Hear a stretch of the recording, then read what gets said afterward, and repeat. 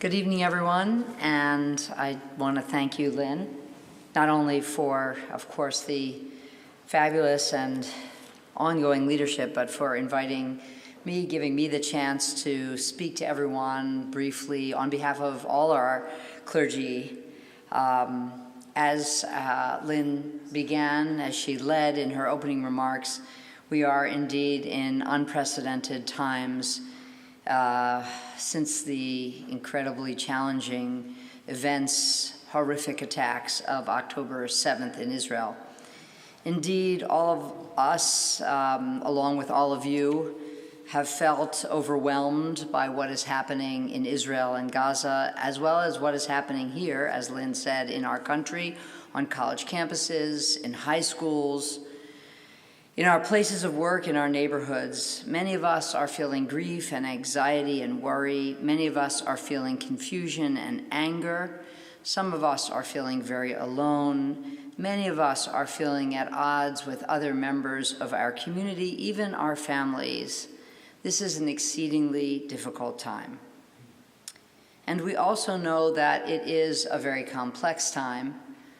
Any of us who have tried to explain the situation in Israel or explain issues of anti-Semitism and why they are not black and white here in our country know how complex a time it is. In an article in The Atlantic written earlier this year, psychologist Arthur Brooks discusses the challenge of living with multiple truths, of living with mixed emotions.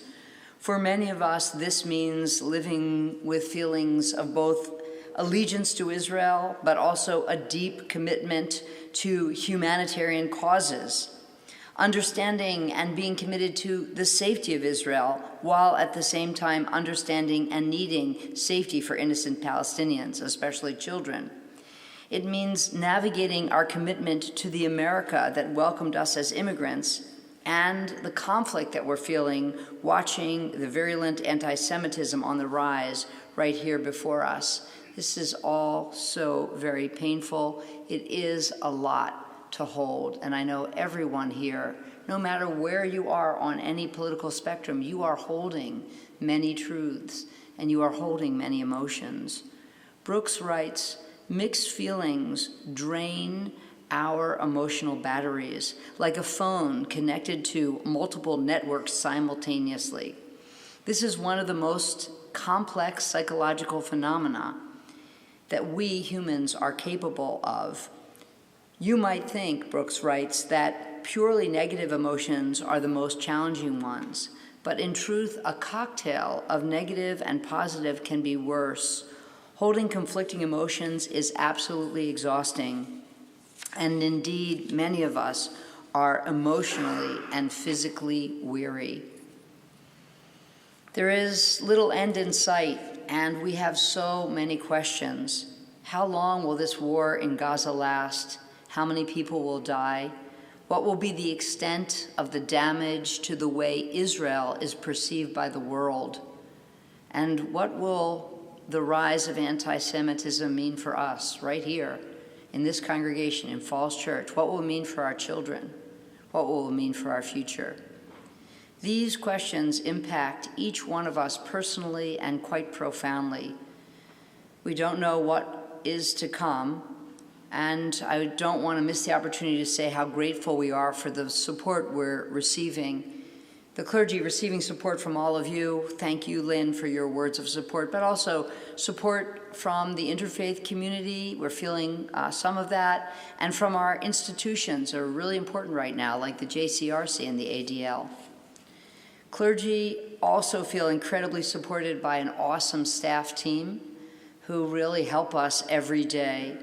And we have been working at, really, as Lynn said, full throttle, trying to do both the everyday work of this congregation, the every week work, working to run this robust and active and engaged community, which, you know, means things like services and funerals and Hanukkah, which was so fabulous. last Sunday. I thank you to Cookie Mandela and everyone else who made that happen, to learning activities and to trips like Eastern Europe with 70 of our congregants, and Philly, which I went on, 8th, 9th grade, and New York trip, which Cantor Michael is going on. At the same time as we're doing all of that every day and every week, we are also trying to manage the impact of the terrorist attacks and subsequent war in Gaza, both for our members and our movement, and even what's out there in the broader community, and for those we know and love in Israel as well. And as you know, this looks like something different. We have offered worship services. We've offered education and counseling sessions and programs for kids and parents.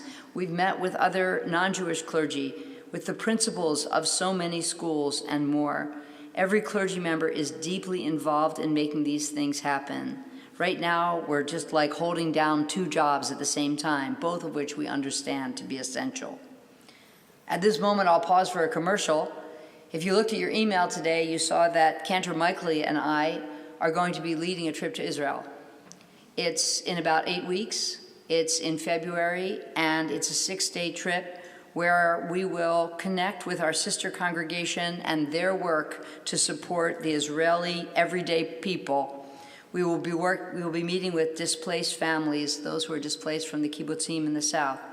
We'll be connecting and contributing to social action projects that need to be done because a huge portion of the population, every young person, not only from 18 to 21, but also probably 18 to 30 are now in the IDF. So we're going to be doing a bunch of projects. We're going to connect with people who continue to work with Palestinians, those in our movement as well, who are bringing our values to the conversation in Israel. So if you haven't seen your email about that, take a look. Maybe you are able to join us. While I can't tell you what January or March or May will look like, I can assure you that going forward, the work of the temple inside this building and outside this building will be even more important and even more critical than it has been, certainly since the founding of this congregation. We don't know what will unfold in Israel or here in America, but I'm sure you will agree that the future is going to find us under new pressures, living with new fractures, not just out there, but within the Jewish family as well. And sadly, I think it will find us less secure and less unified. This is why we need to continue to invest in the fundamental work of this congregation, building Jewish identity, creating moments of meaning, teaching history, living values and traditions, changing the world, connecting with the divine. We must double down on our commitment to creating a robust as well as a diverse, joyful as well as inclusive, relevant and attentive, nimble and flexible, creative and newly innovative Jewish home. We must be open to nurturing dissimilar views about many dimensions of our tradition, including Israel. We have to widen our table to ensure everybody has a seat, or they will go to a different restaurant. We have to prepare to be, at times, uncomfortable, both with what is happening beyond our walls and even within them. In light of what is happening in the academic world, if you or your friends, this is another commercial, are thinking of pulling your support, as we've seen happening out there, from some university or organization that no longer reflects your values, if you or someone you know is cutting ties with some institution because of issues of anti-Semitism, I openly and unabashedly ask you to tell that person or you to put that money right here, because I believe what we are doing to establish those Jewish identities and what we are doing to live those Jewish values and bring them into the world, that is what is needed to combat the anti-Semitism, the horrible things that are happening before us.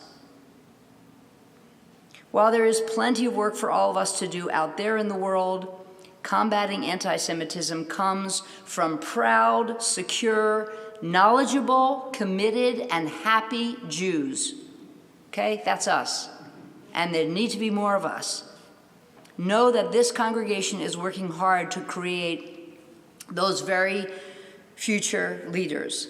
Between 2022 and 2030, TRS will have launched 9 rabbis and 1 cantor. That doesn't include Javi, by the way. Where's Sam? Okay, Sam. I didn't include Javi yet. 9 rabbis and 1 cantor who grew up in this congregation, and 2 rabbis and 1 cantor who've worked here. There is no other. We should all be so proud. Of course I'm going to cry. There is no other Reformed congregation in the country that has nurtured, supported, and influenced this many clergy. That's why we're important. Those people are going to go out and they are going to bring Judaism all over America. This is what we need. Not all of our kids need to become rabbis or cantors, but we must work to ensure that all of them feel confident as Jews in the world. And everything we do here contributes to that and matters.